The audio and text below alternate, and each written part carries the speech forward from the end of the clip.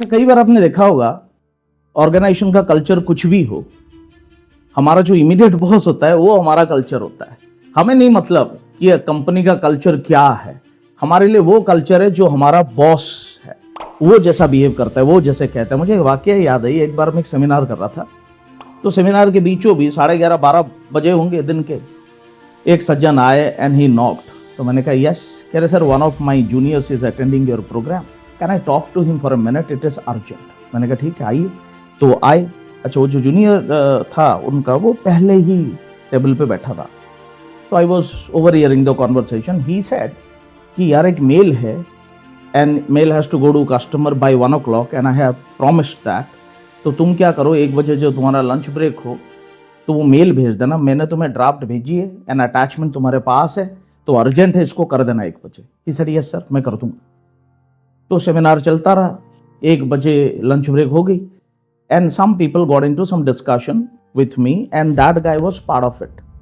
तो 1:15 हो गए। जब हो गए 15-20 मिनट, मुझे ध्यान आया यार इसको तो मेल करना था।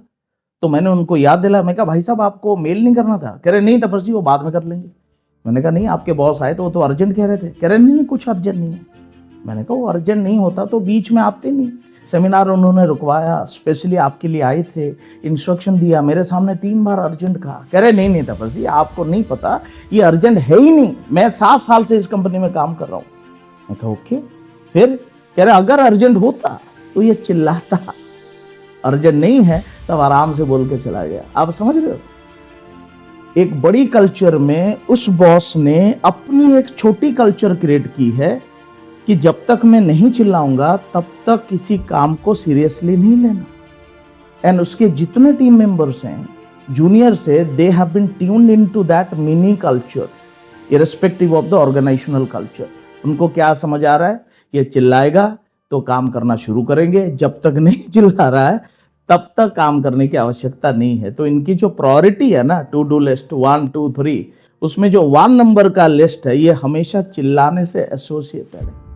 तो आप समझो, अगर आप लीडरशिप पोजीशन पे हो, किस तरह का कल्चर आप क्रिएट कर रहे हो, किस तरह का मैसेज दे रहे हो, because that is how your people will be tuned to work with.